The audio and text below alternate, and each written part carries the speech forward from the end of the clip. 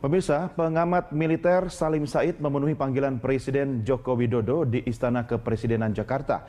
Usai melakukan pertemuan dengan Presiden, Salim Said menyatakan dirinya memberi masukan kepada kepala negara agar prajurit TNI tidak diizinkan menjalani tugas yang berada di luar fungsi dan perannya.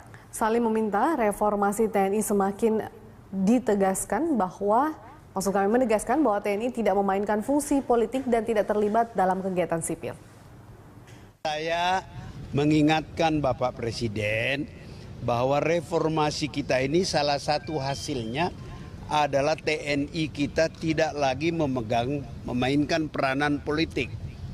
Dia kembali menjadi profesional. Oleh sebab itu saya mengharap kepada Bapak Presiden agar mengingatkan aparat Bapak Presiden jangan merayu-rayu tentara untuk mengerjakan pekerjaan sipil. Misalnya merayu-rayu tentara untuk mengurus, menjaga stasiun, ya, menjaga penjara, menjaga airport. Itu kan sudah ada yang bertugas itu. Kerjakan loh tugas kalian. Harus bisa, jangan mengganggu tentara. Saya juga mengingatkan Bapak Presiden dengan hormat, dengan segala kerendahan hati, agar Bapak Presiden jangan membiasakan menggunakan pakaian militer, ya, sebab beliau itu sipil. Meskipun beliau sipil, menurut Undang-Undang Dasar, beliau pemegang kekuasaan tertinggi atas Angkatan Darat, Laut, dan Udara. Jadi dengan pakaian sipil pun tentara menghormati beliau. Dan beliau sangat senang dengan saran saya itu, karena saya mengatakan janganlah kita yang sudah berhasil reformasi TNI kita kembali lagi ke masa lalu tanpa. Mantan Ketua Mahkamah Konstitusi Mahfud MD menyoroti putusan Hakim Pra-Peradilan yang menyatakan penyidik Komisi Pemberantasan Korupsi KPK di luar kepolisian dan jaksa tidak sah. Mahfud menyatakan putusan pra-peradilan itu telah melampaui kewenangan hakim. Oleh karena itu, Mahfud MD mengusulkan kepada Presiden Joko Widodo untuk melakukan rekonsolidasi hukum acara pidana. Rekonsolidasi diharapkan bisa mengatur kembali aturan mengenai penyidik. Saya usul kepada Presiden agar melakukan rekonsolidasi hukum acara pidana untuk ditata kembali, diatur, ditegaskan menurut undang-undang itu sebenarnya apa yang dikehendaki. Apakah hukum-hukum khusus untuk hukum acara itu tidak boleh atau tidak? Menurut saya tetap harus boleh, karena dimanapun boleh penyidik sipil itu menurut bidangnya masing-masing. Peradilan militer itu penyidiknya bukan jaksa lah, bukan polisi lah, dan itu berlaku sudah puluhan tahun. Komnas HAM itu bisa menyelidik, dan itu sudah berlaku. Itu lagi batal semua. Nah, oleh sebab itu saya mengusulkan ada perbedaan memandang hukum sebagai norma dan hukum sebagai peristiwa. Kalau hukum sebagai norma itu bukan diadili oleh pengadilan negeri, tapi diadili oleh Mahkamah Agung. Kalau hukum sebagai Mahkamah Konstitusi, kalau hukum sebagai norma. Tapi kalau hukum sebagai kasus, itu ya pengadilan. Wakil Presiden Yusuf Kala pun angkat bicara terkait insiden perkelahian melibatkan anggota TNI. JK menekankan perlunya penerapan disiplin bagi anggota TNI. JK mengingatkan anggota TNI untuk menghabiskan waktu rekreasinya dengan hiburan yang lebih bermanfaat dibandingkan mengunjungi bar. Sejak dulu kan itu pertama disiplin lah. Kalau selalu insidennya terjadi di kafe, berarti kan janganlah tentara disiplin lah. Ada waktunya hiburan yang tahu sepi hiburan yang barbar gitu kan. Harus bertanggung jawab ya Pak ya? Hah? Iya, hiburan penting, tapi artinya hiburan rekreasi yang baik lah. Nanti jangan berkelahi pula di situ lah. Selamat malam pemirsa, dan Jen Kopassus telah menyampaikan permohonan maaf atas bentrokan yang melibatkan anggotanya dengan 17 personel TNI Angkatan Udara. Peristiwa itu menyebabkan 1 dari 4 anggota TNI Angkatan Udara yang terluka tewas. Saat ini proses hukum tetap berjalan dan diduga insiden antara 2 korps TNI itu terjadi akibat spirit de corps yang berlebihan. Apa yang salah dengan esprit de corps yang berlebihan? Lalu seperti apa baiknya pola pengawasan terhadap para tentara sehingga tidak mudah tersulut emosi? Kita akan mendiskusikan hal itu dengan narasumber kita yang sudah hadir saat ini. Dengan saya adalah Koordinator Bidang Penelitian Imparsial Gufron Mabrur, dan juga Nanti kita masih menunggu kehadiran Effendi MS Simbolon, anggota Komisi 1 DPR, dan juga Kepala Dinas Penerangan Angkatan Udara, Kadispen TNI AU, yaitu Marsma TNI Dwi Badarmanto. Baik pemirsa, sudah bersama saya Gufron Mabruri dari Imparsial. Mas Gufron, terima kasih bersama kami. Apa yang terjadi dengan tentara kita ini? Yang pasti ini kan bukan peristiwa yang pertama kali terjadi. Artinya kalau kita lihat ke belakang kan sebenarnya kan banyak peristiwa-peristiwa kekerasan yang melibatkan oknum anggota TNI. Tidak hanya antara TNI dengan anggota TNI, tetapi juga dengan Polri, bahkan juga yang dilakukan oleh oknum anggota TNI terhadap masyarakat.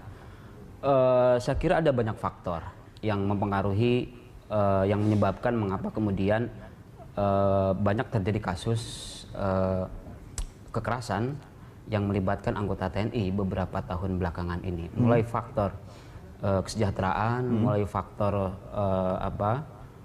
kedisiplinan saya kira, terus kesadaran hukum, dan saya kira banyak faktor-faktor yang lain yang berkontribusi terhadap semakin maraknya atau banyaknya kasus-kasus kekerasan yang atau bentrokan antara oknum anggota sesama anggota aktor. Ini akumulasi menurut Anda atau apa yang salah dengan manajemen dalam lingkungan tentara kita?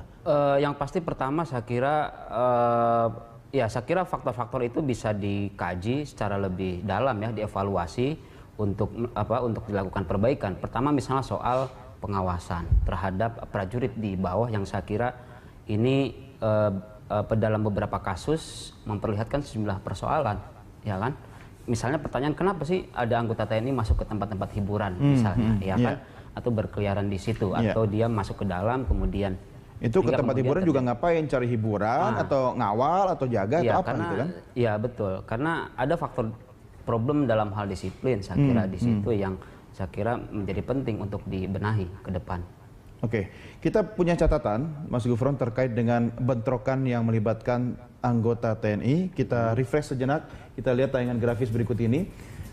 Tahun 2014 ini ada beberapa catatan kasus. Tanggal 20 November itu ada anggota Brimob Den C Polda Sumut tewas ditikam oleh anggota TNI. Sehari sebelumnya baku tembak antara personel Brimob Polda Kepulauan Riau dengan prajurit dari Batalion Infanteri 134. Kemudian tanggal 21 September ini ada 4 orang prajurit dari Batalion 134 Tuah Sakti ditembak oleh anggota Brimob dari Polda Kepulauan Riau. Dan di bulan Agustus ada bentrok anggota Brimob Cipanas Cianjur dengan prajurit TNI dari Batalion Armet Cianjur. Kita lihat grafik berikutnya pemirsa, ini data dari IPW atau Indonesian Police Watch ya. Dari tahun 2011 itu data paling bawah hingga tahun 2014 data terkini, jumlah bentrok antara TNI dan Polri mengalami kenaikan yang cukup signifikan. 2011 cuma ada 1 kasus dan di 2014 lumayan nih Mas Gufron angkanya 7 kasus. Ini yang muncul ke permukaan ya. Artinya kalau boleh nggak kita katakan ini seperti fenomena gunung es yang tidak terlihat di bawah itu bisa lebih banyak. Ini bagaimana nih? Ya, saya setuju bahwa itu bisa dilihat dipandang sebagai fenomena gunung es gitu ya. Artinya memang yang muncul ke permukaan yang terpublikasi yang tercover media aja gitu kan, media yang kemudian diketahui oleh publik ya seperti itu jumlahnya gitu tuh. Nah tapi di luar itu saya kira banyak kasus-kasus yang tidak terpublikasi gitu. Bahkan dalam catatan kita ya misalnya untuk kasus bentrokan antara oknum anggota TNI dengan Polri misalnya sepanjang dari tahun 2001 gitu ya yang terpublikasi setidaknya ada hampir terjadi sekitar 39 peristiwa. 39 peristiwa. Iya, betul. Setidaknya itu yang kita amati dari beberapa publikasi di media. Di luar itu saya kira banyak yang tidak tercover oleh media. Gitu. Selesai nggak semua kasus-kasus ini?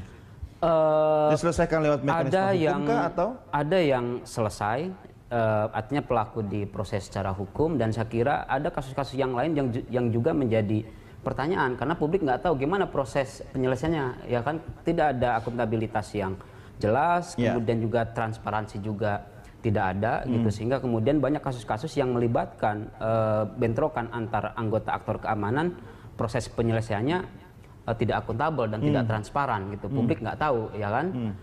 Bahkan untuk kasus yang yang kemudian si pelaku diproses secara hukum pun kita pertanyakan, karena seringkali hukuman yang diberikan kepada si pelaku karena ini sudah menyangkut pidana ya seringkali tidak maksimal, hukumannya sangat ringan gitu loh. Dengan ringan atau beratnya bagaimana Mas Gufron, Anda mengukurnya? Apakah karena dia tentara dia harus lebih berat begitu? Saya kira gini kan, sesuai, artinya hukuman itu kan juga harus disesuaikan dengan tingkat kejahatan yang yang dilakukan oleh si pelaku gitu.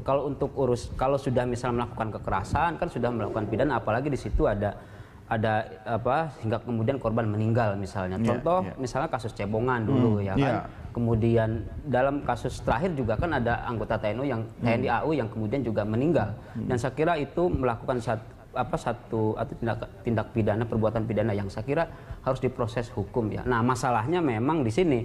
Nah, ini kan yang harus, kasus-kasus ini kan juga salah satunya ya harus menjadi momentum bagi TNI, kemudian pemerintah dan juga DPR untuk melakukan reformasi sistem peradilan militer. Artinya kalau ini kita sepakati sebagai fenomena gunung es, harus ditemukan akar persoalannya kan? Betul. Tidak sekedar menyelesaikan kasus-kasus yang terungkap lewat media seperti sekarang ini. Nah, akar dari persoalan bentrokan antara aparat kita ini sebenarnya letaknya di mana? Kalau bicara soal kesejahteraan kan setiap tahun memang pemerintah atau tentara sendiri sudah berusaha melakukan upaya untuk meningkatkan kesejahteraan dari sisi apa yang mereka dapatkan, ya kan? Tapi kan bukan cuma soal itu saja. Mungkin ada hal-hal yang lebih ke psikologis yang tidak terlihat oleh pandangan mata orang awam seperti kita, seperti itu. Nah, kalau bicara, saya setuju bahwa proses penyelesaian kasus ini ya, karena ini bukan sekali dua kali, harus ada proses penyelesaian yang bersifat menyeluruh. Artinya akar persoalannya juga harus diselesaikan. Betul bahwa pelaku harus diproses hukum, ya kan? Diproses hukum sesuai dengan perbuatan yang dilakukan. Itu dampak akibat. Ya, tapi kan? penyebabnya kan harus digali. Nah, untuk jangka panjang dan tentunya untuk mencegah kejadian ini tidak terulang lagi, penting untuk menyelesaikan akar persoalan tadi. Saya kira ada banyak faktor. Memang persoalan kesejahteraan itu ya bukan faktor satu-satunya. Ada faktor soal disiplin, saya kira, yang dan ini juga kaitannya dengan soal pembinaan, ya kan? Yang saya kira ini penting untuk dilihat lagi, gitu kan, oleh otoritas di dalam TNI dan juga otoritas yang lain gitu ya. Kemudian juga soal kontrol terhadap terhadap prajurit misalnya. Kemudian hal lain yang juga penting seperti yang juga saya sampaikan adalah bagaimana penting juga untuk mendorong atau untuk mengembangkan sikap di kalangan prajurit TNI kesadaran terhadap hukum lah, saya kira. Yang ini juga penting untuk jadi catatan gitu loh. Iya, ini biasanya kalau kita sudah bicara kesatuan ya, tentara baik polisi atau tentara, ini esprit de corps-nya ini kan sangat kuat begitu kan. Tapi menerjemahkan semangat dalam korps ini yang mungkin terlalu berlebihan sehingga ada beberapa kasus terjadi. Saya akan ajak Anda dan pemirsa juga kita melihat grafis berikut ini, apa yang membuat kecenderungan TNI gampang bentrok. Ini adalah statement dari pengamat militer dari Unpad yaitu Muradi. Yang pertama diantaranya menyangkut jiwa korsa. Yang kedua yaitu menyangkut taliwang. Ini kan soal aset bisnis gitu kan. Bukan soal ayam taliwang dari Nusa Tenggara Barat ya. Kemudian berkaitan dengan inferioritas atau sikap rendah diri terutama secara ekonomi. Ini kalau dari TNI dan Polri sendiri saja kan mereka dalam tanda petik ya sudah merasa ada perbedaan. Dalam TNI sendiri ya kan masing-masing matra juga sudah merasa, Mas Gufron, itu ada perbedaan gitu kan. Seberapa besar atau seberapa kuat sih perbedaan-perbedaan antara matra darat, laut, udara atau antara TNI dan Polri itu bisa menjadi pemicu terjadi bentrokan antar sesama? Saya kira faktornya bukan, kalau menurut saya bukan karena perbedaan misalnya ini matra darat gitu ya, kemudian ini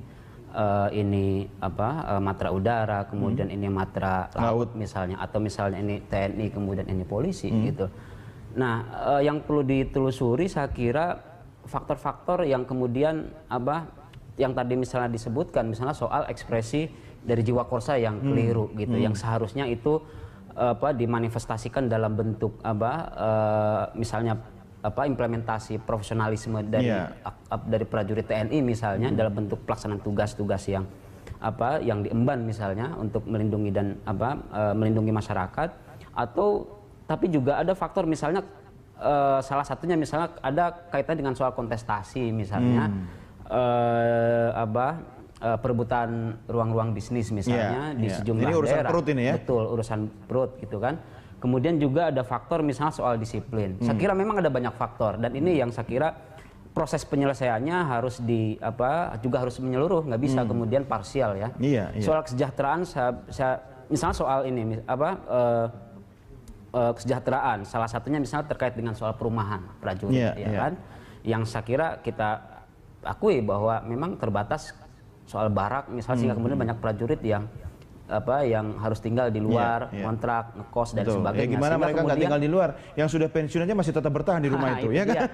Sehingga kemudian yang baru-baru kasihan nggak dapat tempat tinggal. Betul. Nah, itu menimbulkan kesulitan untuk melakukan pengawasan, gitu. Nah, sehingga kemudian penting untuk memikirkan soal misalnya pengadaan rumah untuk para prajurit sehingga memudahkan untuk melakukan kontrol, gitu kan. Memang ada problem soal anggaran, tetapi tetap harus dipikirkan dong oleh DPR dan juga pemerintah. Bagaimanapun memang sipil sama militer itu beda ya. Artinya perlakuannya juga tidak boleh sama gitu kan. Ketika mereka keluar dari komunitas militer dan terlalu dalam tanda petik bergumul dan bergaul dengan komunitas sipil, ada nilai-nilai kan yang seharusnya hanya ada di dalam komunitas militer itu saja. Tapi ketika dibawa ke komunitas sipil, ada bentrokan, gesekan sedikit, ini kan gampang sekali tercederai gitu kan. Dalam tanda petik sekali lagi Mas Gufron. Apakah semudah itu ketika sikap atau mungkin mentalitas militer kalau dibawa ke sipil dalam suasana damai seperti sekarang ini, kemudian langsung merasa dicolek sedikit langsung bacok ini?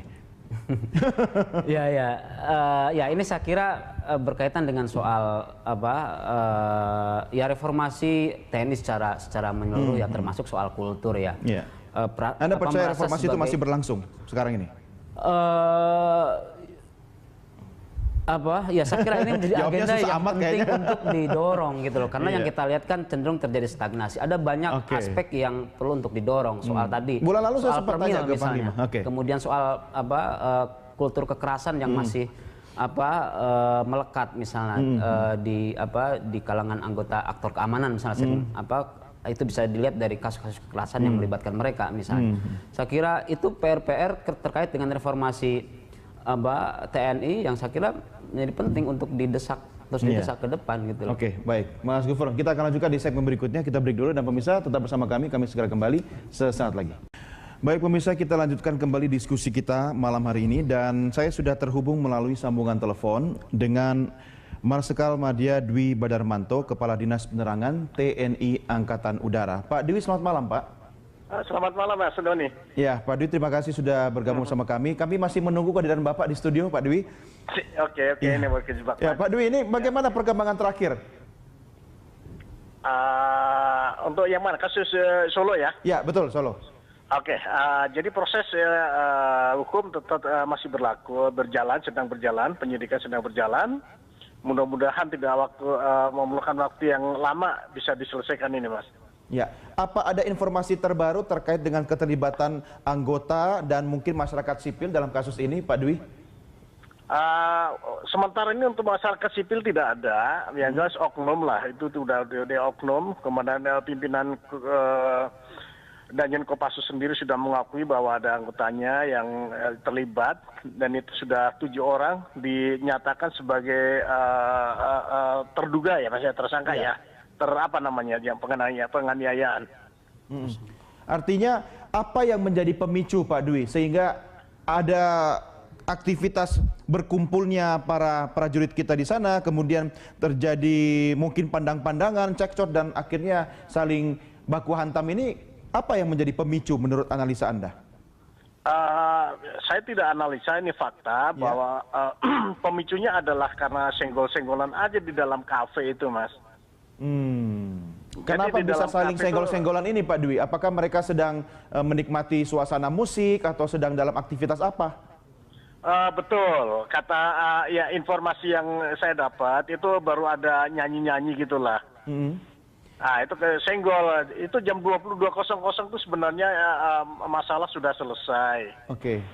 Sudah selesai, tidak ada masalah gitu ya. Nah, kejadiannya itu sudah larut malam itu ya, udah ini orang-orang sudah pada pulang semua. Nah, 4 orang anggota TNI AU ini masih ada di situ. Begitu keluar terjadilah. Nah, ini sangat memprihatinkan sebenarnya, Mas. Iya. Pak Dwi, ini kan biasanya prajurit kita kalau lagi ada kesempatan luang itu sama-sama poco-poco atau melakukan gerakan nari prajurit, itu senggol-senggolan juga nggak apa-apa, Pak. Jangan-jangan ada yang mabuk, Pak, di sana atau sedang dalam kondisi terpengaruh apa, narkoba atau alkohol? Oh enggak, itu jauh dari tes. Belum ada indikasi itu. Ada belum tes ada nggak, Pak Dwi, ke arah itu. situ? Ya? Ada tes atau diuji laboratorium terkait dengan prajurit ini kita? dalam penyidikan semuanya, Mas. Ini Denpom nanyakan misalnya permasalahan itu apakah nanti dites apanya secara ini untuk menentukan bahwa si tersangka maupun si pelakunya kayak seperti melakukan apa tuh, Mas, pelanggaran masalah obat-obatan, ini baru periksa, Mas. Jadi belum bisa dipastikan itu. Oke. Pak Dwi, ini kalau misalnya prajurit kemudian melakukan pelanggaran, langkah pertama yang harus dilakukan oleh prajurit atau mungkin komandannya itu seperti apa, Pak, selama proses upaya penyelidikan masih berlangsung? Ya, semua dipanggil, dikumpulkan gitu, Mas, ya. Ya. Kebetulan prajurit yang menjadi korban ini adalah prajurit yang di luar dari Solo. Itu ada yang dari Jakarta, ada yang dari Madiun, bahkan ada dari Pekanbaru, karena mereka sedang reuni. Ya, kalau komandan satuan sudah ambil aksi, bahkan sebelum terjadi itu pun kan sudah ada larangan sebenarnya bahwa anggota TNI masuk di wilayah seperti itu gitu, Mas. Iya, tapi kan Pak, mereka sedang dalam kondisi kangen-kangenan atau reuni kan, walaupun mereka sedang reuni tapi kapasitas mereka sebagai prajurit tidak bisa dilepaskan begitu saja. Apakah ketika mereka dalam berseragam tidak boleh masuk ke tempat hiburan, atau dalam kondisi tidak berseragam pun selama menjadi prajurit aktif tetap tidak boleh masuk ke tempat hiburan seperti itu, Pak? Selama itu TNI, memang larangannya tidak boleh, Mas. Selama itu TNI, baik berseragam ataupun tidak, Pak, ya? Iya. Oke, jadi apakah bisa dikenakan pelanggaran juga terhadap prajurit kita ini? Ya, pasti akan dikenakan pelanggaran. Makanya ini ada penyidikan. Kalau itu sudah dinyatakan salah, ya akan diberikan sanksi oleh atasannya. Oke, lalu terhadap prajurit Kopassus yang berhadapan dengan prajurit TNI Angkatan Udara seperti apa? Kasusnya akan sama juga yang dilakukan dengan teman-teman di Angkatan Udara? Itu kewenangan Denpom itu yang akan menangani, Mas. Kami ada dari sisi TNI AU saja, tetapi kalau untuk yang Kopassus sudah kan ditangani oleh Denpom sekarang. Apa ada koordinasi, Pak Dwi, antara TNI Angkatan Udara dengan Kopassus terkait upaya penyelesaian masalah ini sehingga tidak memunculkan simpang siur atau mungkin ketimpangan antara angkatan? Kalau koordinasi sudah selalu dilakukan oleh Mas, di tingkat manapun selalu ada ya. Ini kan terjadi karena oknum saja. Kalau koordinasi TNI AU dengan TNI AD, TNI AD dengan TNI AD dan yang lain-lain kan berjalan dengan baik. Sebenarnya tidak ada masalah apa-apa, Mas, di level itu. Ini hanya oknum gitu. Ya. Lalu Pak Dwi, bagaimana dengan status prajurit TNI Angkatan Udara ini saat ini? Apakah dinonaktifkan atau dalam kondisi status tertentu? Masih dalam penyidikan, Mas. Ini kan masih ada yang dirawat di rumah sakit. Kemudian yang lain juga sudah dipanggil untuk jadikan saksi. Kemudian dimintai keterangan oleh POM begitu, Mas. Ya. Apakah akan ada upaya lanjutan, Pak, dalam koridor atau kurun waktu tertentu, misalnya dalam 1 minggu ke depan ada pemeriksaan intensif terhadap prajurit ini? Sebenarnya tidak harus menunggu. Pemeriksaan itu kan setiap saat dilakukan oleh komandan satuan masing-masing, Mas. Setiap hari itu dilaksanakan pemeriksaan. Iya. Pada saat kejadian itu pun, misalnya ini kebetulan di Solo itu kan prajurit yang itu kan masih banyak yang melaksanakan pendidikan di situ, mungkin jumlahnya ribuan itu di situ. Iya. Pak Dwi, ini ada statement dari Menteri Pertahanan yang menyesalkan terjadinya peristiwa seperti itu. Jangan sampai terjadi lagi. Masa tentara berbuat tidak baik? Ini sebenarnya sangat normatif, Pak. Anda punya komentar terkait dengan statement Menteri Pertahanan ini? Betul, itu saya setuju sekali. Pasti kami mendukung apa yang dikatakan oleh Bapak Menhan. Tapi bagaimana Anda dan para komandannya bisa menjangkau seluruh prajurit, Pak, walaupun dalam kondisi mereka sedang tidak menggunakan seragam? Kan nggak mungkin juga, Pak, kita awas-awasin setiap hari, kita larang, kamu nggak boleh ke tempat hiburan. Kalau mereka dalam kebetulan tidak sengaja ketemu dengan sesama teman atau reuni seperti yang terjadi di Solo kemarin, apakah itu masih dalam jangkauan pengawasan atau pembinaan dari kesatuan Anda sendiri, Pak? Seharusnya begini, Mas, sebagai anggota TNI kita punya sumpah prajurit, kita punya 8 wajib ABRI TNI, kemudian kita punya Sabta Marga, sehingga dimanapun berada mau pakai uniform, seragam maupun tidak, TNI adalah TNI gitu ya. Iya. Jadi kalau dia mau melakukan pelanggaran ya sudah pasti ada sanksinya gitu. Artinya Sabta Marga itu harus dalam jiwa prajurit kan, Pak? Bukan soal karena Ya, adanya pengawasan harus. kan? Justru itu harus. Tanpa diawasin pun harus. Ya.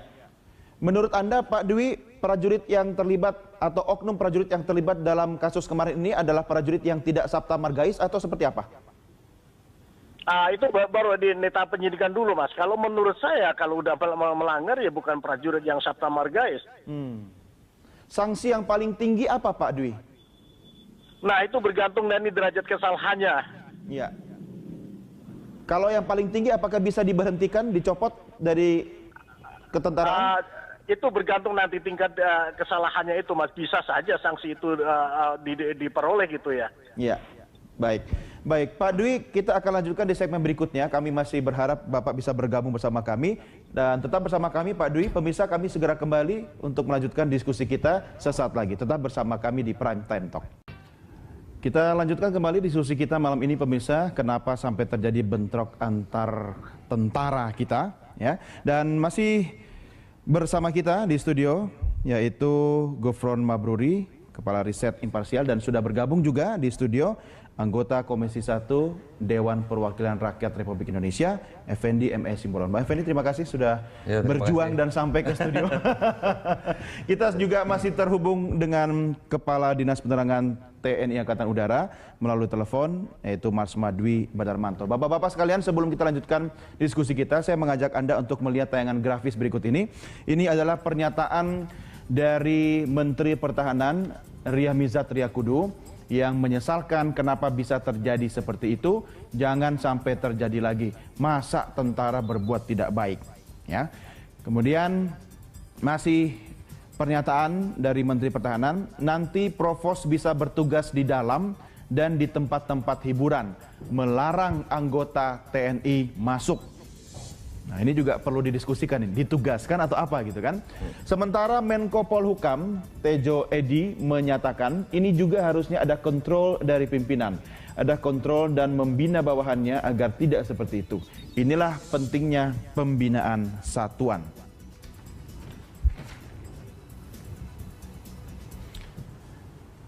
Ya baik, kita lanjutkan diskusi kita. Bang Effendi, kenapa tentara berantem sama tentara? Kita coba ini ya, memilah dulu ya. Kalau kita artikan tentara berantem dan tentara, kesannya TNI dengan TNI ya. Ya pertama, kami tentu sangat prihatin ya, kita semua. Ya. Kita prihatin di tengah-tengah upaya-upaya baik pimpinan yang di tingkat atas sampai ke tingkat satuan, khususnya di TNI, berupaya untuk mengembalikan citra Sabta Margais yang sejati begitu. Dan kita melihat upaya-upaya itu memang semakin konkret, makin konkret. Ini bagian dari reformasi TNI, Mas? Iya, iya. Di beberapa tahun terakhir ini pimpinan-pimpinan baik di Angkatan Darat, Angkatan Laut, Angkatan Udara, termasuk sampai ke satuan-satuan mereka, ada perbaikan yang sangat mendasar. Ya. Jadi masih di jalurnya menurut Anda, Bang? Oh, sangat, sangat. Oleh karenanya kita mari bukan tidak ingin membuka apa masalah yang terjadi di Sukoharjo yang lalu, ya.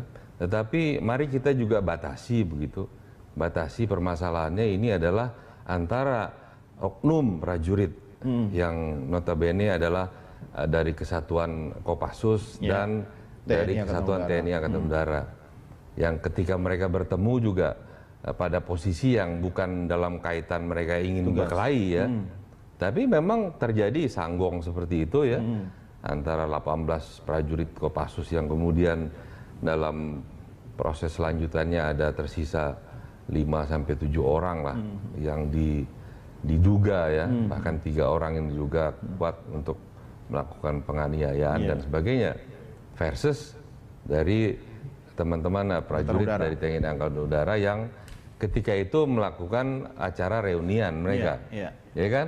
Nah, oleh karenanya kalau kita lihat apakah kemudian ini merepresentasikan kesatuannya, saya kira jawabannya tidak. Ya, baik kesatuan grupnya, apalagi kesatuan Kopassusnya sendiri. Tapi soal esprit de corps yang berlebihan bisa tampak nggak pada saat ini tidak ada esprit de corps.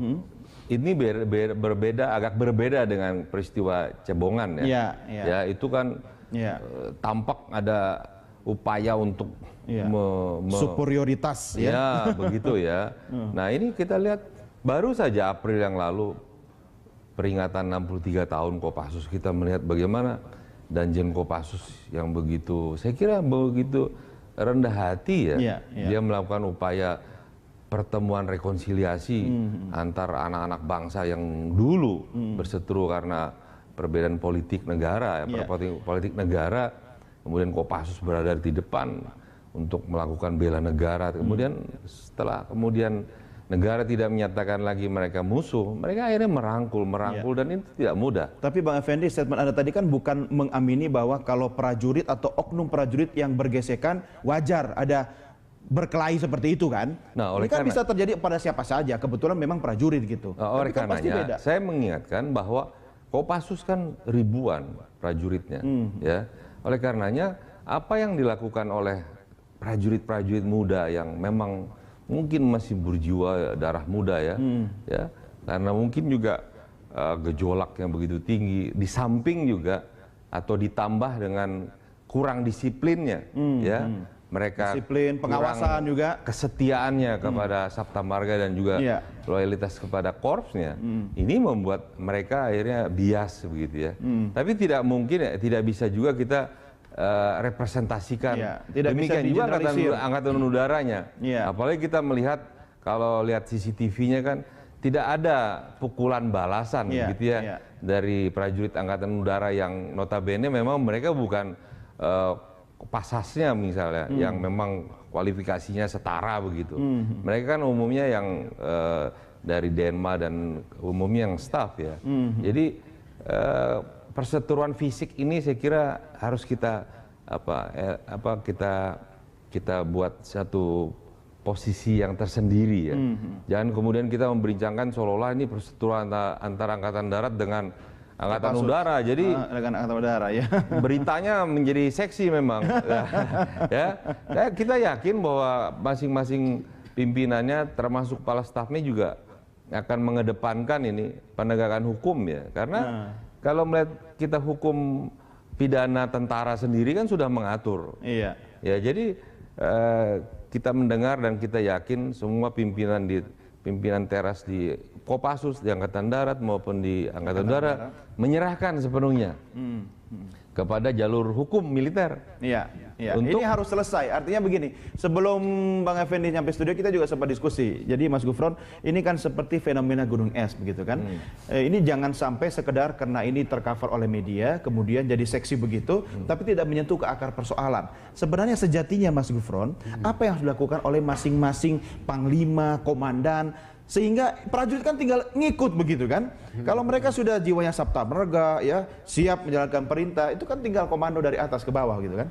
Ya, untuk menyelesaikan berbagai persoalan ya terkait dengan kasus-kasus bentrokan yang melibatkan oknum, baik itu oknum TNI dengan oknum TNI ataupun misalnya oknum TNI dengan aktor keamanan yang lain, saya kira memang ini bukan menjadi tanggung jawab dari TNI semata ya, karena faktornya sendiri misalnya banyak seperti yang saya sampaikan tadi gitu. Jadi bukan berarti lepas tanggung jawab kan? Betul. Otoritas di dalam TNI tidak bisa bertanggung jawab, tidak bisa misalnya lepas tanggung jawab terkait dengan persoalan tersebut.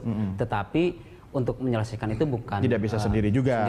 Ada pemerintah misalnya presiden, kemudian juga Kementerian Pertahanan di situ dan juga DPR sendiri, misalnya Komisi 1 gitu. Tapi saya kira gini, Mas Gufron, ini kita kan menyeretnya kan persoalan seolah-olah persoalan institusi yang antar institusi ya. Ini kita Ini coba, oknum. kita bukan mengeliminir ya, bukan meminimalisir, tetapi faktanya memang terjadi bentrok.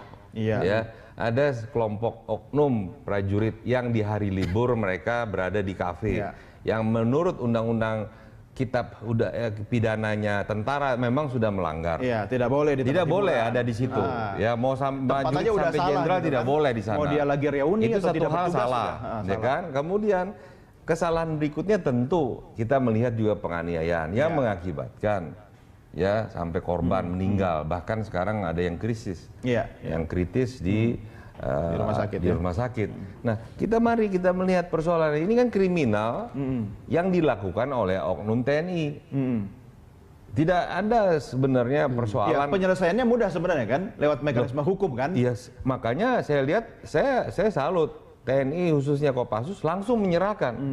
Ya, mereka tidak kemudian ya seperti peristiwa yang Menjaga lalu-lalu korupsi, ya kan? kemudian Terlalu ditutup-tutupi proteksi gitu ya. berlebihan begitu. Langsung menyerahkan ke. Tapi mungkin Bang Effendi, Mas Gofur, kita juga harus tahu apa strategi komunikasi yang dilakukan oleh Angkatan Udara. Pak Dwi masih bersama kami lewat telepon. Mungkin Pak Dwi begini, ada pendekatan yang berbeda yang dilakukan ketika TNI berhadapan dengan sipil, pola komunikasi, pendekatannya itu berbeda. Kalau sesama prajurit, apa yang bisa dilakukan dengan cara berbeda, Pak Dwi?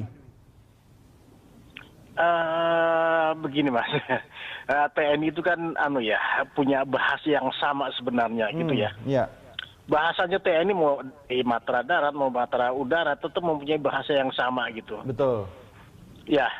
Nah ini kan terjadi karena oknum ya. Kalau saya simak apa yang disampaikan Bang Effendi Simbolon itu betul sekali. Itu hanya oknum. Nggak bisa kita generalisir kalau itu TNI AU dengan TNI AD, tidak bisa. Iya. Gitulah Mas. Tapi bisa Ya, nggak pasti Pak kalau Dwi TNI mencerminkan bahwa ada yang salah dalam pola pembinaan prajurit kita? Itu perlu dikaji juga Mas. Karena itu kan hanya sebagian kecil. Ya, bagian kecil sekali. Halo? Iya, silakan Pak. Tapi kalau kasus ini kecil bukan berarti tidak, dalam tanda petik kalau pinjam istilah Bang Effendi, ini seksi dari pemberitaan, tapi kan bisa berdampak snowball efek juga Pak kepada prajurit yang lain kalau tidak ditangani dengan baik akar persoalannya. Nah, oke, justru itu. TNI AU sendiri itu menyerahkan kepada hukum. Silakan di jalur hukum. Sudah, dengan jalur hukum itu akan menyelesaikan permasalahan ini. Selanjutnya atau sebelumnya sudah ada penekanan dari pimpinan. Tadi juga disebutkan oleh siapa yang dari imparsial. Itu sudah bahwa itu mau pakaian dinas maupun tidak dinas, hari libur atau tidak hari libur, memang itu sudah ada larangan bahwa anggota TNI harus tidak boleh mendekati daerah-daerah tersebut. Betul. Oke. Baik, Pak Dwi, apa yang bisa Anda sampaikan kepada pemirsa? Ada target khusus untuk penyelesaian kasus ini nggak? Semuanya serahkan kepada hukum. Sekarang sudah ditangani oleh Denpom. Ya. Ada koridor semuanya waktu, diserahkan oleh Denpom. Ya. Ada koridor waktu kira-kira kapan akan selesai semua? Semuanya punya target secepatnya. Iya. Tapi pasti selesai kan Pak? Tidak hilang atau hangus begitu saja kan? Tidak. Ya. Nanti bisa dicek ke saya. Ya, Anda bisa jamin Pak Dwi ya? Ya, saya jamin. Karena ini proses sudah mulai. Iya, baik. Ya. Baik, Pak Dwi terima kasih sudah bergabung bersama kami Pak. Semoga persoalan ini cepat selesai Pak. Oke Mas Doni, terima kasih. Terima kasih, selamat malam. Salam hormat buat semuanya. Ya, baik, selamat malam. sudah bersama kita Kepala Dinas Penerangan Angkatan Udara, Mas Madwi Badarmanto. Bang Effendi, Mas Gufron, ini harus selesai ya. Kalau tidak selesai, nanti akan muncul berita-berita seksi yang lain, tapi tidak menyentuh ke akar persoalan gitu kan. Bagaimana Anda mensikapi soal ini, Bang? Jadi begini, bukan hanya kita, para pimpinan termasuk seluruh prajurit dan keluarganya pun mereka yang paling berkepentingan agar ini bisa dibawa ke pengadilan militer. Tuntas gitu ya, kan. bukan menyelesaikan kemudian seolah-olah stigma zaman dulu ya, selesaikan kemudian secara adat begitu ya. Di bawah meja. Ya, ini semua political will dari baik kepala tapi staf. semangat menyelesaikan persoalan bukan balas dendam kan? Siapa yang bisa mengawal soal tidak ini? ada yang balas dendam. Kalau balas dendam saya kira sekarang sudah tidak ada ya, sudah tidak ada tren seperti itu. Ya, ini sekarang Artinya setiap prajurit siapapun dia, oleh karena apapun ya, kemudian tersangka oleh sebuah kasus seperti ini, itu mereka akan dihantarkan ke pengadilan. Ya. Dan biarlah nanti para hakim militer yang memutuskan. Ya, kita harus menghormati pengadilan apakah mereka akan nanti dikenakan sanksi apa, dipecat dan sebagainya. Ya. Karena tidak ada kewenangan dari komandan atau pimpinan. Betul. Kewenangannya itu hampir sama seperti kita sipil. Pengadilan sipil juga sama. Iya, hanya mereka ada kitab hukum pidananya sendiri, pidana tentara yang mengatur pasal-pasal mengenai Ini sebenarnya begini, mungkin Mas Gufron, kalau kita melihat dari perspektif yang berbeda, ini kan ada potensi yang sungguh dahsyat luar biasa dari tubuh prajurit kita, begitu kan? Apa kita kena kurang perang aja kali ya? Kalau perang Amerika itu bikin perang di mana-mana, bukan di negaranya loh, Bang, ya kan? Jadi tentara itu ada kerjaan gitu kan? Zaman Pak Harto ada ABRI masuk desa. Lah sekarang mereka bingung mau ngapain? Negara sudah damai gitu kan, tentram. Akhirnya energi yang oke ini senggol sedikit, wah langsung marah. Ada analisa soal itu nggak? Ya, saya kira ya tugas tentara ya setiap harinya melakukan latihan dan latihan. Betul, mereka memang dibentuk untuk itu begitu kan, bukan dalam kondisi damai begitu kan. Artinya meskipun kemudian hari ini artinya dalam kondisi damai, kemudian juga tidak ada ancaman militer yang harus ditangani oleh TNI misalnya, itu kan tidak kemudian menjustifikasi bahwa prajurit TNI, oknum prajurit TNI kemudian melakukan satu tindakan yang di luar fungsi dan tugasnya ya, apalagi kemudian itu ujungnya perbuatan pidana misalnya. Saya kira itu. Ya, jadi kita melihat ini kan paradigma selama ini terhadap Kopassus itu kan mereka kan sangar begitu ya. Dan saya lihat ketika dipimpin oleh Mayor Jenderal Doni ya, belum 1 tahun dia sudah berani secara evolusi itu ya, dari 3M menjadi 3S gitu ya, ya dari kemarin sapa, senyum, salaman begitu ya, dan ini sedang ongoing proses gitu. Ya. Maka ini ada kerikil kecil aja ini. Bukan kerikil sebenarnya, ini justru menurut saya luka ini, ya. Jangan kita anggap kerikil. Kalau kerikil jadi momentum kan. Kalau kerikil kan seolah-olah itu selang pandang lah, udah nggak ada masalah. Ini pasti akan mendalam ini. Oleh karenanya saya percaya bahwa mereka akan menegakkan. Regulasi yang dibuat sudah cukup belum? Cukup. Gimana? Cukup. Anda setuju nggak soal itu? Kaitannya dengan soal proses penghukuman terhadap prajurit TNI yang oknum prajurit TNI yang melakukan tindak pidana, saya kira perlu ada pembaharuan ya kaitannya dengan reformasi sistem. Apanya yang diperbarui? Terkait dengan soal perlu ada misalnya jangan tiba-tiba ada kasus ini langsung melakukan perubahan regulasi. Nanti ada kasus kecil saja, mungkin kita belum implementasinya belum secara menyeluruh. Bukan cuman soal itu ya. Artinya argumen kita mendorong reformasi peradilan militer dalam artian bahwa bahwa oknum anggota TNI yang melakukan tindak pidana secara ideal kan dia seharusnya kemudian diadili di pengadilan umum, bukan kemudian militer, kecuali misalnya kaitan dengan soal disiplin gitu. Argumennya bukan cuma soal bahwa ada kasus ya kan, ada kasus semacam ini misalnya kemarin bentrokan antar oknum anggota TNI misalnya Kopassus dan TNI AU yang kemudian ada korban meninggal, ataupun misalnya bentrokan dengan Polri misalnya, oknum Polri. Saya kira bukan cuma soal itu. Ini juga misalnya berkaitan dengan soal prinsip persamaan di hadapan hukum misalnya. Kan ada proses yang menempatkan karena misalnya TNI yang melakukan pidana misalnya diadili di pengadilan militer ya kan, sehingga kemudian muncul kesan bahwa ada privilege gitu kan. Terhadap oknum anggota TNI. Justru gitu. memang hanya hukum militer yang bisa menjangkau mereka, orang militer gitu kan.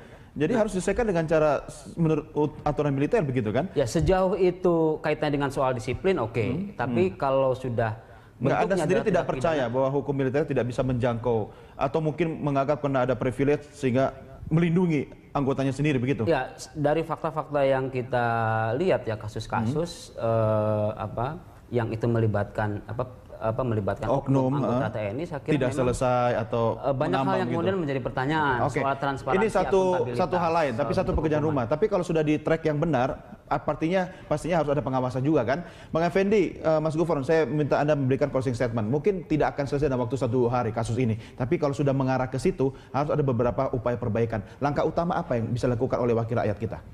Ya, kita melihat bahwa undang-undangnya memang sudah cukup ya. Undang-undang TNI, Undang-undang Pertahanan Negara, termasuk Undang-undang KUHP-nya tentara sendiri ya, termasuk ada peraturan-peraturan kesatuannya sendiri ya. Sudah cukup lah ya, dan sudah aman. Kita harus melihat bahwa karakteristiknya Kopassus dengan TNI AU yang kebetulan kemarin itu mereka oknum dengan oknum itu bentrok ya, bentrok di urusan pribadi sebenarnya itu kan berbeda. Beda, betul. Ya.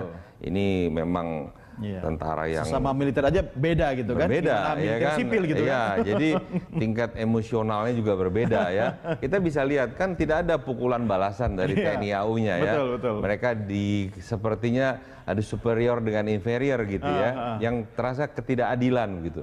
Nah ini bayangkan kalau tadi dikatakan bahwa harus dilihat juga evaluasi pimpinan, saya kira tidak perlu, karena kalau pimpinannya sementara ini saat itu memberi reaksi yang sama, maka bukan tidak mungkin itu kan Sukoharjo dengan Solo dengan Jogja kan bergeseran dekat gitu, bisa mudah mau demo pasukan itu ya. Tentara semua lagi di sana. Nah, saya juga mungkin ini ke depan ya, kalau pemerintah juga memandang perlu ya, menggeser juga markas komandonya grup 2 itu tidak lagi berada di tengah kota Solo misalnya. Dia bisa mungkin agak keluar. Itu kan memang sekarang. Dulu kan memang sebenarnya agak keluar gitu kan. Tapi karena penduduk makin padat jadi dia masuk dalam kota. Gitu. Oke, singkat aja Mas Gufron, singkat kita mau closing nih. Saya kira gini, karena ini peristiwa ini bukan sekali 2 kali terjadi, ya kan berarti kan ada persoalan serius yang perlu diperbaiki, dikoreksi. Solusinya? Iya. Nah, saya kira untuk jangka panjang banyak yang harus dilakukan, tidak hanya oleh TNI tapi juga pemerintah dan DPR, misalnya peningkatan kesejahteraan ya kan prajurit TNI, kemudian soal kontrol terhadap prajurit ya kan, soal pembinaan, dan yang paling penting adalah reformasi di sektor pengadilan militer itu. Yang harus reformasi juga bukan cuma militernya, sipilnya juga. Bagaimana reformasi cara pandang sipil terhadap militer gitu kan, itu penting. Sama-sama reformasi gitu kan. Saya harus akhiri sampai di sini. Mudah-mudahan ini akan selesai ya. Bang Effendi, terima kasih. Tugas Anda tambah banyak lagi mengawasi biar proses ini berjalan sesuai dengan yang kita